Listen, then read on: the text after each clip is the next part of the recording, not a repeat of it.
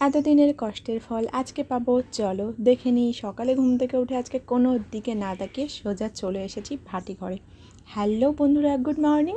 আমার নতুন একটা মিনি ব্লগে তোমাদের জানাই সবাইকে স্বাগত। সকালে দেখো এসে দেখি কালকে যে ফল দিয়েছিলাম ভাটির মুখে একটা ফেটে নষ্ট হয়ে গেছে, আর এই আনারসটার একদিকের রং জ্বলেনি আর একদিকের জ্বলে গেছে। যাই হোক, কিছু একটা ব্যবস্থা করতে হবে। এবার দেখি ভাটিটা কেমন, মানে ফলগুলো কেমন রয়েছে। ও বাবা, এ তো হাত দেওয়াই যাচ্ছে না, প্রচণ্ড গরম। কারণ কালকে রাত 3:30 বেজে গিয়েছিল ভাটি পোড়ানো হতে হতে, তাই জন্য এখনও গরম রয়েছে। আজকে তো খোলাই যাবে না। এই দেখো, হাত দিয়ে খুলতেই পারছি না। একটা কাঠি নিলাম, গরম রয়েছে বলে মা সকালবেলায় ওই কাঠগুলো ওপরে দিয়েছে যাতে শুকিয়ে যায়।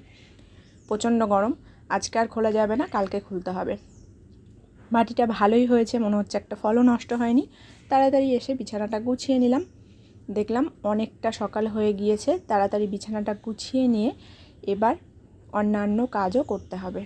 তারই মধ্যে দেখলাম একটা কাকু এসেছে রথের মেলা উপলক্ষে ফল নিতে।